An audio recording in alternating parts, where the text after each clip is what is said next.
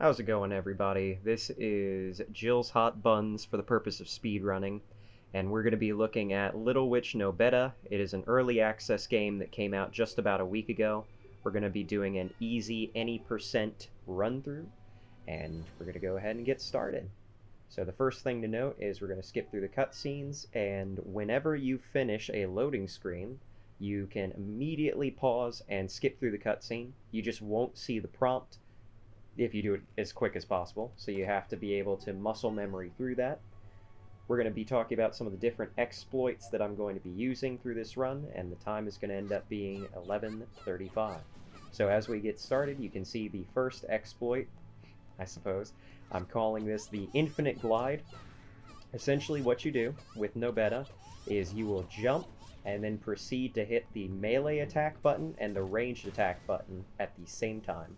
What that does, you learn later on, when you jump and hit melee attack, you continue to go forward. If you're dashing, you have forward momentum, but if you hit the ranged attack button, you will essentially reset the two swipes and infinitely be able to glide. If you do it too slow, you will lose altitude, so it is crucial to get the timing down correctly. So right here we're destroying one of the statues/edifices. An important thing to note is as soon as you destroy it, you immediately can pause and skip the cutscene of it destroying the barrier here. So I jump down, and I'm going to continue forward after that. An important thing to talk about, I guess while we have a second, is what is this game? It's been about 1:40, so we should probably talk about what we're looking at. Little Witch Nobeta, as you can see, has some inspiration to the Souls franchise. You have a soul essence that you get as opposed to just souls. You have a dodge mechanic. There are some similar designs aesthetically to Dark Souls. There's a bonfire mechanic as well. The differences are that you are playing a third-person shooter in addition to the Souls-like similarities, I should say. So we skip the cutscene here. We're going to be doing the exploit to get a little bit faster down this way. I haven't tested it. The other thing that's important to note is that you don't use stamina, so even if this is technically slower, there are instances where you're going to want to use it, so you can conserve that yellow meter at the top. That's your stamina. Health is the green, obviously, and mana is the other one. We're going to be trying to save Mr. Kitty right now, the black cat that guides you on your way. So I do 2 charge attacks with the arcane spell. An important thing that you just saw very briefly is when you charge a spell, which is the square button on my PS4 controller, you can immediately start hitting a creature with a melee attack to build the meter up faster than traditional charging. That is the other exploit that we will be using to great effect in the boss fight, which you'll be seeing very soon. We have about 2 bosses to get through. So this is the opening section. If you get the free demo that is on Steam right now, you can get up to the point of the first boss. So if you want to give this game a try, it is something I highly recommend. If you want to put down about $8 to $10, depending on the sale status, because I believe it's on sale for about another day or so, you can certainly do so. It has up to 3 bosses currently, with an additional boss that you can get to. It took me about 6 hours to get through the full experience, so if you think it's worth your time from watching this, be my guest. So I drop down and start praying at the bonfire. The thing about a speedrun here is we're going to only prioritize Nobeta's damage, so we went ahead and maxed it out as high as you can get it with the souls that you have, without spending too much time trying to collect the majority of them. And we're going to get into the boss arena right now. When I had originally done this, I used to take mana crystals in there to refresh it, but you'll see very soon that we won't need it because your melee attacks will actually replenish your mana. I go in with a charge attack, and here is where the exploit goes into effect. I do the attacks and finish immediately after with a blast without aiming down sights. Optimally, the way you're going to want to do this is you want to start a charge, do 3 hits in a row because the 4th has a lot of lag. You want to do all 3 and then immediately do the shoot button so you can get a stun lock going on the boss. The problem is if you mash your melee button, you're going to end up doing the 4th hit and the boss in his second phase. He's trying to activate it, he just managed to. If I'd done the fight perfectly, he wouldn't have had a chance to do that. I've been able to stun lock him for the duration once. Unfortunately, that run is not as good as the one you're about to see overall, so we're not going to be looking at that. Hopefully in the next couple of days I'll be able to stream this on Twitch, and we'll have a full stun lock in general form. The reason why I ran around there is important to note, because when a cutscene is about to occur after a boss, you will stop right before it starts. So that is the best way to know exactly when to skip the cutscene, is to just be running around, and as soon as you stop, you skip the cutscene. So here's an aspect that's very similar, I think, to some of the Metroidvanias, in which you start with a smaller kit and you get more abilities. You get your double jump here, which is your wind. If you max it out, you can get a dodge attached. Unfortunately, we will not be seeing that. We will also not be seeing some of the other spells, but I'll talk about that once we get one of the spells that we're about to get. So I have to slow down here. I don't want to end up tripping. If you run out of stamina, you will trip, and you will waste about 3 to 4 seconds getting back up until the bar fills to like 3/4. Then you'll be back to playing again. So the rocks fall there. I went ahead and had a arcane spell pre-charged, blasted right through it, and ran through it, trying to conserve my stamina as much as possible.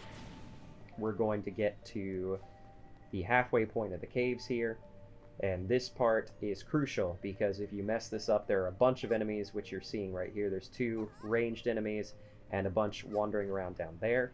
If you take too long and get hit by some of that, you will end up being stun locked. I'm switching over to the ice spell right now, and you will end up losing your run. I've lost a couple of attempts due to that. Some bad RNG mixed with just poor gameplay. So now we have ice. If I'm to list the different spells as guns, because they're very similar to some third-person shooters in general, you have the arcane as a rifle, this is your submachine gun, fire is a shotgun, and sniper is your thunder.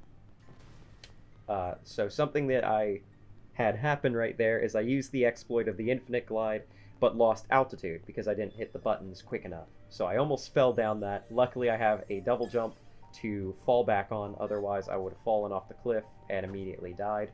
The charge move for the ice is a lock-on to multiple things, so that's the way you get through this puzzle. You have to lock on to the multiple edifices or statues and destroy them at the same time. Right there we can see I flubbed up and wasn't paying attention to my stamina, so I tripped. I get into the bonfire. If you do it and an enemy is on top of you, they can knock you out if you're too slow, but if you are lucky enough, you'll see what just happened there, where you push them back and it instantly kills whatever's following you. You could potentially, I guess, try and grind souls that way. Seems a little bit slow, but it's an option. So the cat basically said we had to figure this out on our own. An interesting thing about this game, and you're seeing it right here, is when you fully charge your spells, you get various effects. So with ice, you gain fire immunity for puzzles like this, and you also get a super armor, which comes in handy with some of the bosses, because they'll send projectiles at you and you can just bum rush through it with your super armor. But we managed to destroy the statue there, finishing off the last statue puzzle, I believe, at this point. We're going to have to destroy the enemy here if we want to progress through this little Devil May Cry barrier. I managed to dodge out of the way and keep her pinned there, because if she dodges around, sometimes she'll dodge through some of the bolts and she will survive. She is replaced with a soul. I'm pretty sure that has something to do with the lore, is that all of the puppets have soul essence, and most of them are not conscious, so they'll just attack you without warning. Basically like hollows, I guess is what you could think. I think a lot of things have been inspired by Dark Souls, if I'm completely honest. But when you destroy the marionettes, a lot of times the physical representation of the soul essence will come and fight you, and I think that's pretty cool. So we're going to get into the second boss. Unfortunately, I was getting keyboard happy with my splits, so I clicked and have the split timed as 8:58, as it shouldn't be. I should have timed it as I defeated Tanya here, with her Sans puppet in the background, blue eyes and laser beams that I can't remember if he uses. I'm pretty sure you get to see one of them. The strategy here is to just spam the charged ice move. I should be getting up closer so that I can get the charge faster and keeping my mana reserves up, but I'm playing a little bit too defensively. I'm not as comfortable with Tanya as I am with the first boss, excuse me. So there is going to be more flub-ups that you will see here. This is not the, end-all be-all route here. There's going to be a lot of improvements to make. Super armor came into play right there. You can see a bit of frame drops, unfortunately, but I did power through it. You'll see it again here. I honestly recommend just taking those to the face. And here I make an error. I decide to just, get the damage out instead of using the super armor, and because of that I get punished and stun locked essentially. I managed to survive, luckily. I could have died right then and there if I wasn't careful. And fully charge, I do a couple extra shots to try and guarantee the damage, and that is Tanya at 1025, 1026. Boss defeated. Start running around after all the little puzzle pieces, or the marionette pieces, start disintegrating, just so I can get out of the cutscene as quick as possible. And here's another important thing. I have to stop to get through the door. If you're dashing, you can't interact with objects, so switches, doors, bonfires, or statues, rather, you can't activate them. If you're running, you have to slow down. Now I'm going to jump forward, another cutscene comes, skip through that, and here is where the skip is. So normally you would go through the front way there and go into a third area with a final boss that you have to fight. We're not going to be doing that. I saw this exploit on a Japanese streamer's YouTube video. What you do is the infinite glide technique here. There is a barrier right there where the, not at the archway, you'll see in a second, right there. If you didn't have the super armor, you would immediately get pushed back down. But with the super armor, it does 0 damage, and you can go through it. And that is how we end the run at 11:35. Thank you guys so much for watching. Hopefully I'll have some better times to show you in the future, sub 11:30. And have a good night.